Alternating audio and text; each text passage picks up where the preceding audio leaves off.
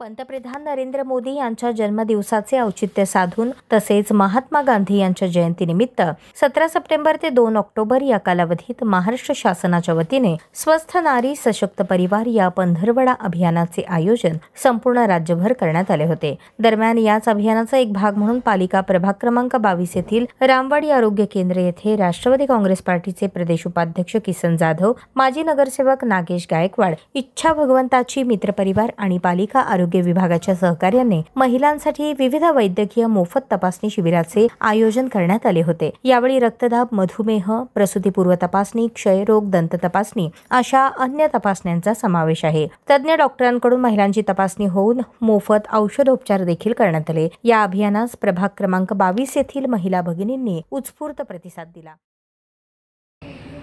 देशाचं पंतप्रधानांचा कार्यक्रम देशभर साजरा केला जात आहे। सेवा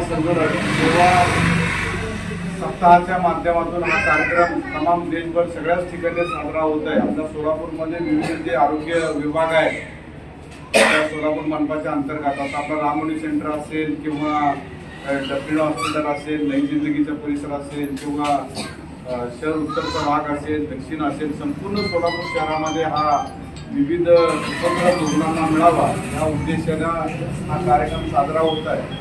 त्याचाच आज आपल्या रामवाडी सेंटरमध्ये सर्व लाभार्थ्यांना या ठिकाणी लाभ आपल्या महानगरपालिकेच्या माध्यमातून दिला जात आहे। सर्व रुग्णांनी देखील हा लाभ घ्यावा, या शिबिराचा लाभ घ्यावा आणि चांगल्या प्रतीची सेवा आपल्या सर्वांच्या आरोग्य विभागाच्या माध्यमातून या रुग्णांना मिळावा अशी अपेक्षा व्यक्त करतो।